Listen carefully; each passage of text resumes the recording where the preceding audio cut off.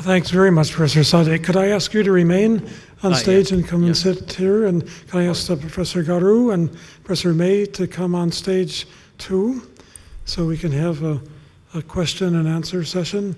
I'm very interested to learn that Qatar has bought the half of the Chitterbone shipwreck. Yeah. So I imagine you will take most of the Islamic artifacts, all the beads with the Arabic writing on them. Yeah. I also should mention that 1 week ago I have been invited to study a treasure of Tuzong, King of China, Emperor of China.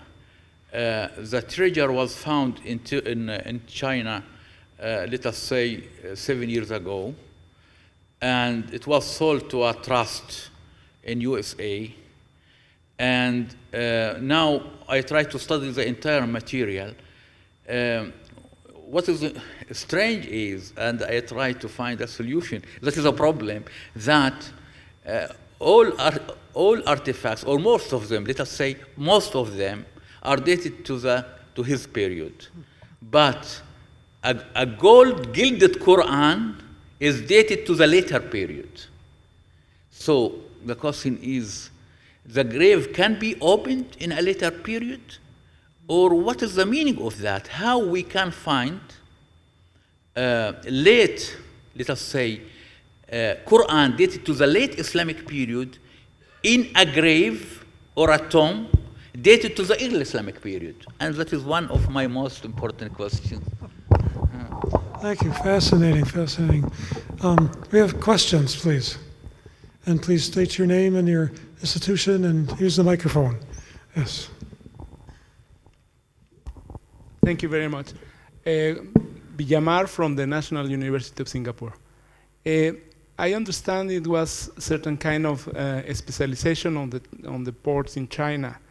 So Saitong was oriented to the southeast China, because in the case of the relation with the Arab trade, apparently was Guangdong. So Fujian, for one kind of trade. You are focusing on Canton now. Canton now. Yeah, okay. Because the confusion that I have is that the Saitong is an Arabic name. So it's a question for Professor Mei? Is that for Professor Mei? Yes.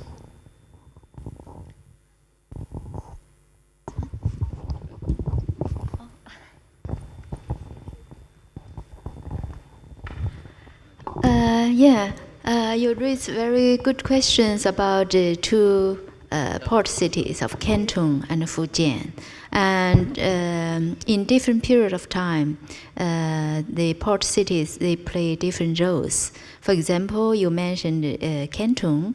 Canton, the earliest one, and also the last one, especially the Qing dynasty.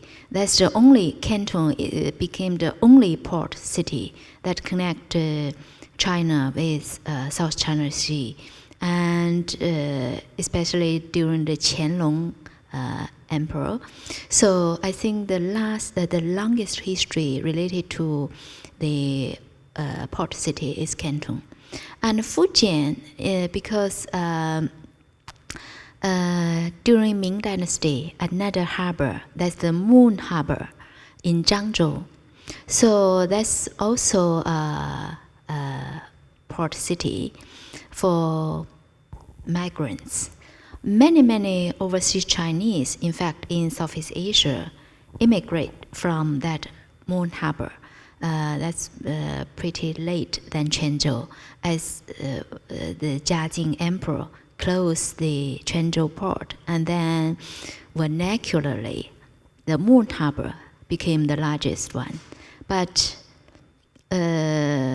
compared with Canton and Quanzhou, because most history is related to Moon Harbor, it's about the immigrants.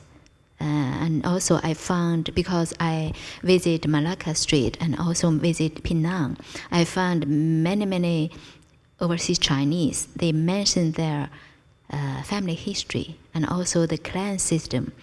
For example, one of the big clan in Ku clan in Penang, they have their clan hall, and from their history, from their family history, all these people immigrate from Moon Harbor. So different port play different roles. Okay, thank you. Yes, Professor Lafia.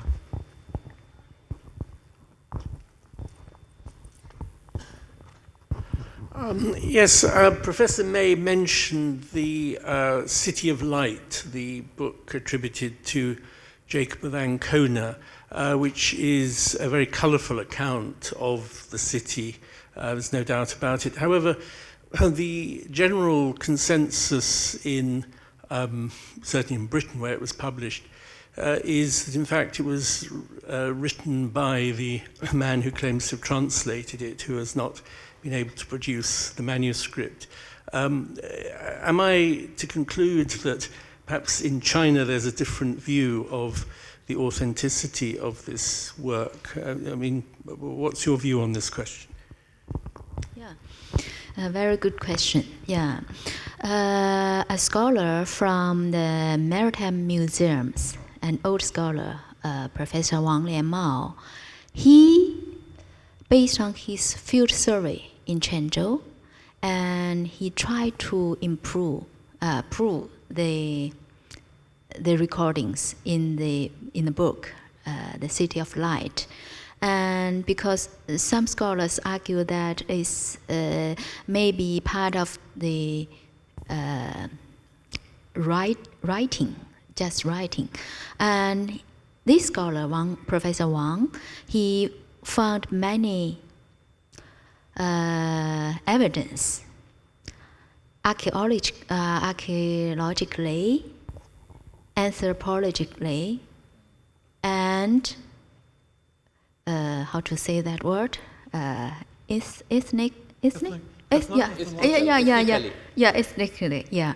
So from this sense, that Chinese Chinese scholars think that's the right book for the description of historic Quanzhou. Yeah, I think some historical records really needs the archaeologists' support. Yeah, maybe more objective than subjective. Okay, thank you.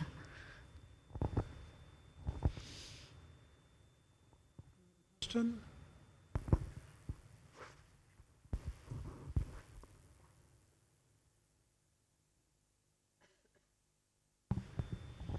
Okay, if not, I think we're ready for a coffee break.